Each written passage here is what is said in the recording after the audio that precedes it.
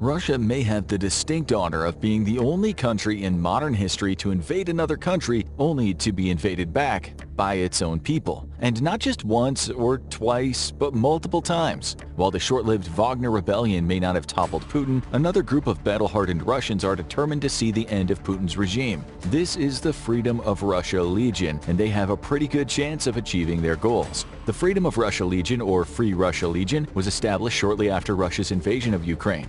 Many Russians were angered over Putin's decision to initiate his special military operation, and while hundreds of thousands took to the streets, they were quickly subjugated with harsh police actions. Now the simple act of holding a blank piece of paper in public can land you in jail in Russia, and even children have been jailed for making or drawing pro-Ukrainian statements. Wagner's rebellion has only made Putin tighten his grip on the Russian people, with the Kremlin slow to roll back emergency powers granted to its police forces, such as the right to enter any home at any time and search it. This has many Russians too fearful to protest the ongoing war, but some Russians are willing to do more than protest and believe that it's up to them to use deadly force to end Putin's reign for good.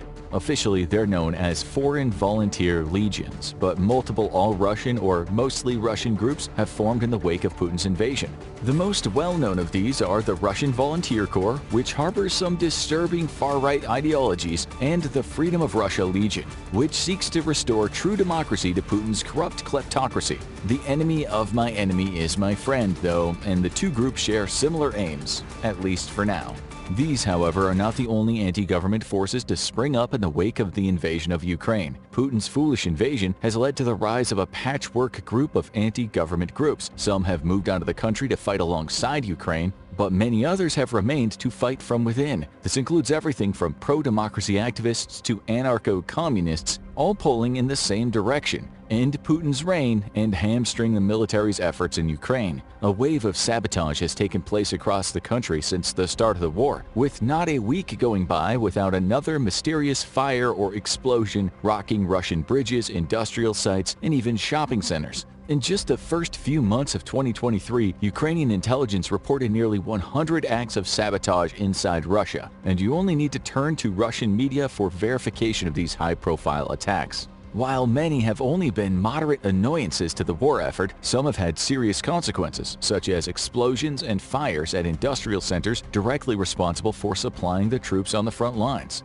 As explained by the Free Russia Legion itself, the effort to overthrow Putin and stop the war is largely decentralized, with only an estimated 50% of the attacks being coordinated between the various groups. Anti-government groups have largely carried out independent operations, and Russian partisans as well as Ukrainian intelligence have been all too happy to aid them by publicly publishing manuals on everything from guerrilla tactics to the fabrication of homemade explosives. There is nothing that the American CIA loves more than to see Russian targets burn, and it's rumored that groups like the Free Russia Legion and others have enjoyed support from America's most clandestine services. It's exactly the decentralized nature of the ongoing wave of attacks that have made it so difficult for Russia to stop them.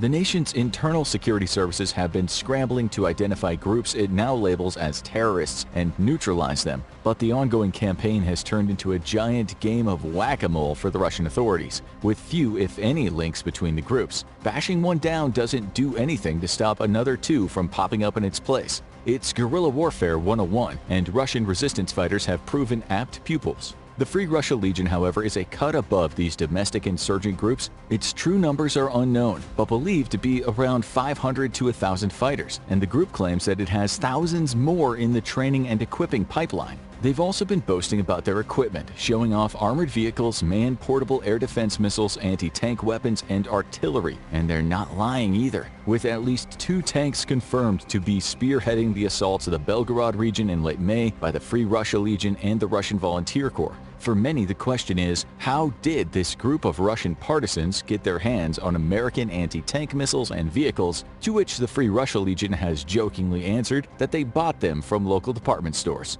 The answer was in direct relation to Putin defending his position that he had no links to the allegedly independent guerrilla fighters who invaded Crimea and helped secure it in 2014, equipped with a wide range of Russian military equipment. The Free Russia Legion has largely been confined to fighting along the Bakhmut axis since August of 2022, but toward the end of spring left the region to prepare for an infiltration into Russia itself. Whether they planned this on their own or were influenced by Ukrainian or Western intelligence is unknown, but what is known is that Russia has left its borders with Ukraine criminally undefended. That's because Russia's counting on Ukraine not wishing to anger its Western allies, who have repeatedly stated they do not support any military operations on Russian soil itself, and have given weapons with the stipulation that they not be used inside Russia. The fear, of course, is that such attacks would provoke more imaginary escalation, though there is significant reason to fear that a major incursion into Russia by the Ukrainian military would result in Putin using nuclear weapons. That's because it turns out that Russia is so dependent on Ukraine's promise not to cross its borders that it's not defending them at all.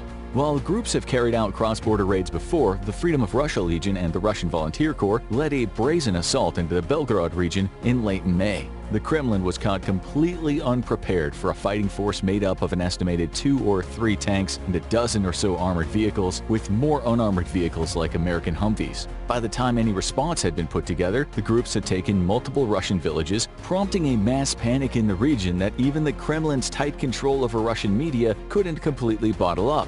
The forces it did send to repel the attack were by all accounts absolutely hammered by the far better trained and equipped Russian partisans, with multiple Russian soldiers complaining publicly or over social media about being soundly defeated due to a lack of training, equipment, or support. One soldier claimed his unit had as many as 80% casualties. It's difficult to peer through the fog of war to verify any of this information, but the fact that the two groups made off with few Russian armored vehicles and stayed in occupied territory for multiple days before retreating across the border again gives a significant amount of legitimacy to the claims of Russian forces being roundly defeated. We also know since Wagner's rebellion that Russia keeps very few combat-capable units near its own border, the situation in Ukraine being so desperate that they've been forced to send nearly all available manpower and vehicles to the Eastern Front.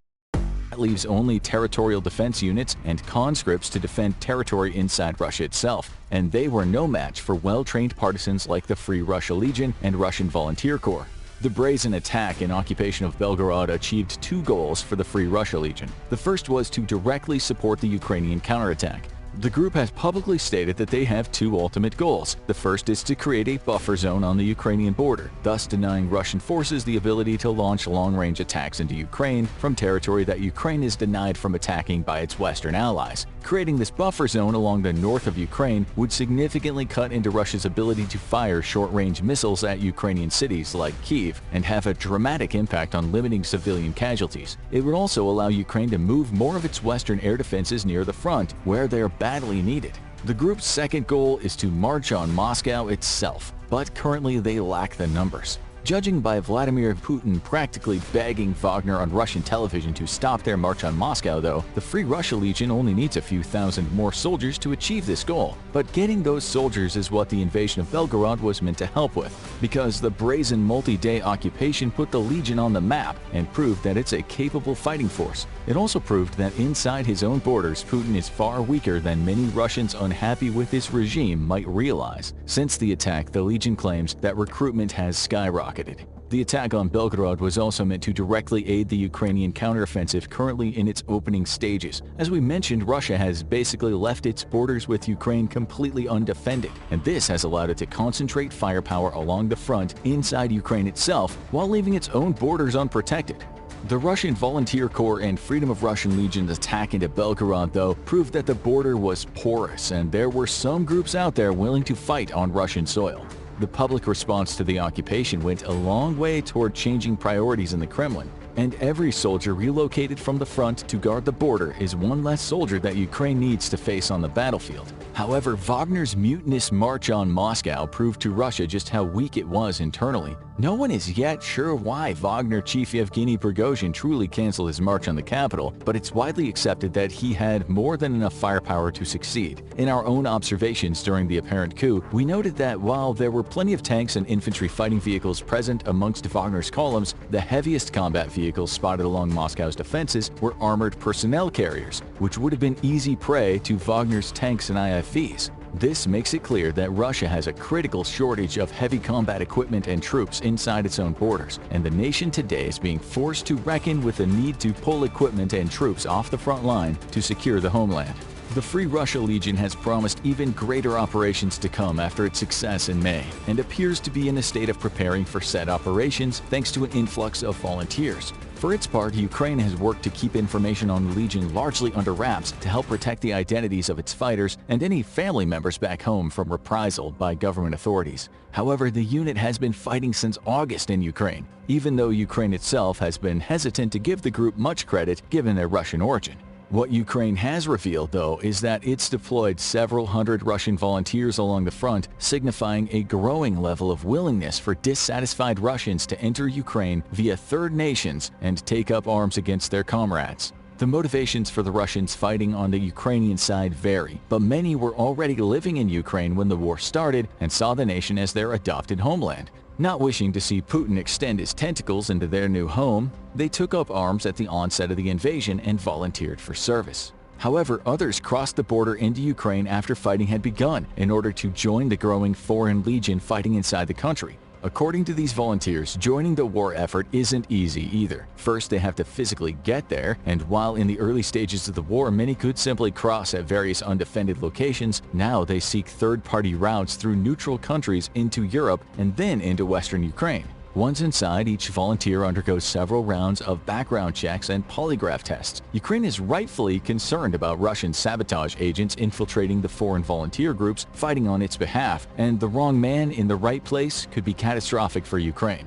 Distrust runs very high, and multiple attempts to penetrate the volunteer services by Russian agents have been confirmed. What should be worrying Putin the most, however, is that a growing number of Russians fighting on Ukraine's side are deserters from the Russian army itself. These soldiers are often demoralized from fighting in a war that they didn't ask for and see no justification in.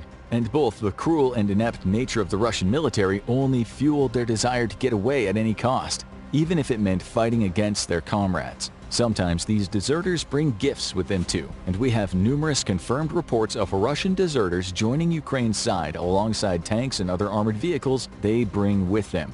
As Putin's disastrous war turns against him, the ranks of groups like the Freedom of Russia Legion grow, and the Wagner Rebellion proved just how many Russian citizens are very willing to support a coup against Vladimir Putin's dictatorship. The next operation by the Free Russia Legion may just be the one that ends the war by ending Putin himself. Now